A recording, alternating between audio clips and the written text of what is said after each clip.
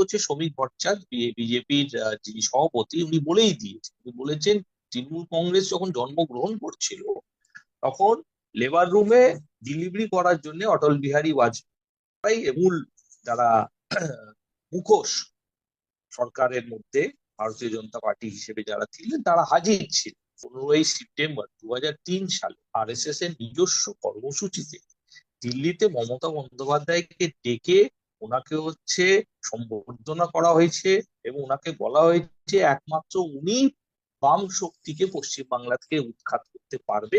আমাদের পশ্চিমবাংলায় আরএসএস এবং বিজেপি যে মূল এজেন্ডা এসআইআর এর উত্থাপন করেছিল লোকসভায় মমতা বন্দ্যোপাধ্যায়। আপনি মমতা বন্দ্যোপাধ্যায় যদি স্টেটমেন্ট দেখেন তাহলে উনি পরিষ্কার বলে বলে আসছিলেন যে বিজেপির সঙ্গে ওনার রাজনৈতিক সংগ্রাম আছে, বিজেপির সঙ্গে ওনার রাজনৈতিক প্রতিদ্বন্দ্বিতা আছে, কিন্তু আরএসএস এর সঙ্গে ওনার কোনো বিরোধ নেই। বঙ্গ রাজনীতিতে এখন বিজেপির উত্থান এবং তৃণমূলের পতন, এই নিয়েই মূলত কথা। এই দুই মূলত ইস্যু যাকে বলা যায়। এরই মাঝে সিপিআইএম তারা কিন্তু একটা নতুন তত্ত্ব দিচ্ছে। তো সেখানে তাদের যে স্টেট সেক্রেটারি অর্থাৎ রাজ্য সম্পাদক মোহাম্মদ সেলিম, তিনি একটি পোস্ট করেছেন। পোস্টটা কি একবার আপনাদের পড়ে শোনাবো।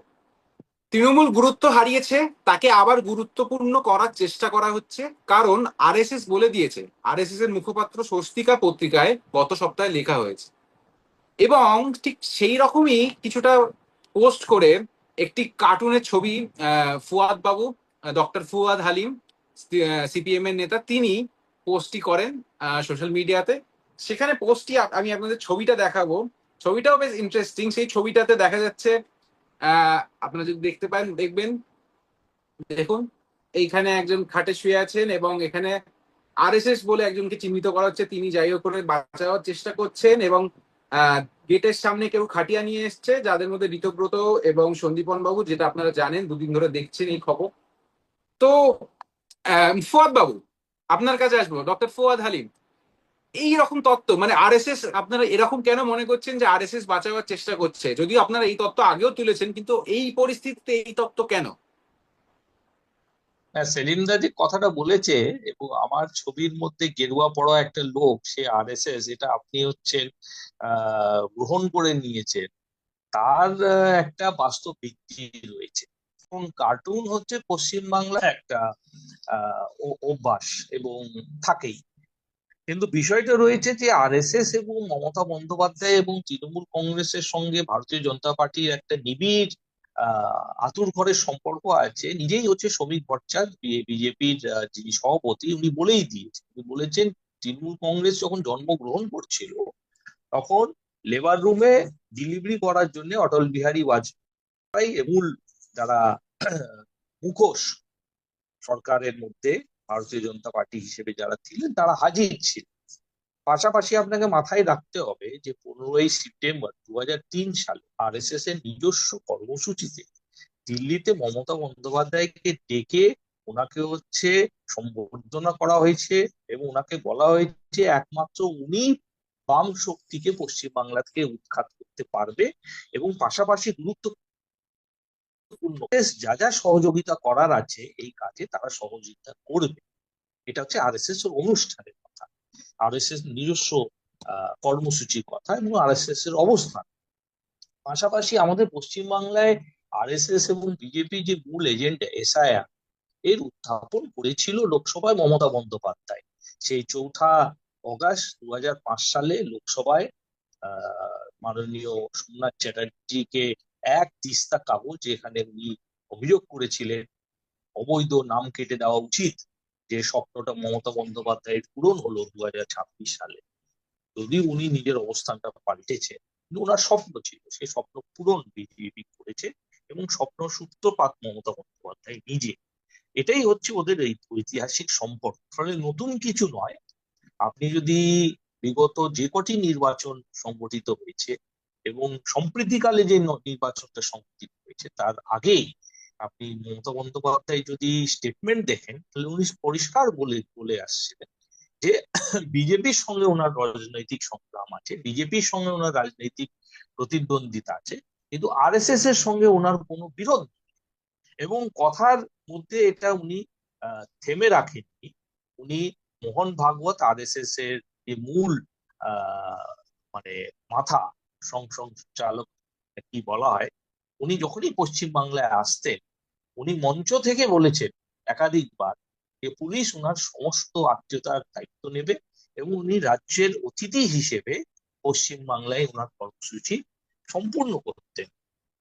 পাশাপাশি আরএসএস এর সংগঠনের শাখাগুলো পশ্চিমবাংলায় কি ছিল 2011 সালে, সেই সংখ্যা হচ্ছে প্রায় 4,500 শাখায় দাঁড়িয়েছে। বোধহয় 2011 সালে 350 না 400 শাখা ছিল, সেটা আজকে 4,500 এ রূপান্তরিত হয়েছে। পাশাপাশি মমতা বন্দ্যোপাধ্যায় তৃণমূল কংগ্রেসের মধ্যে একাধিক আরএসএস এর লোকজনকে এমএলএ এমপি টিকিট দিয়েছে।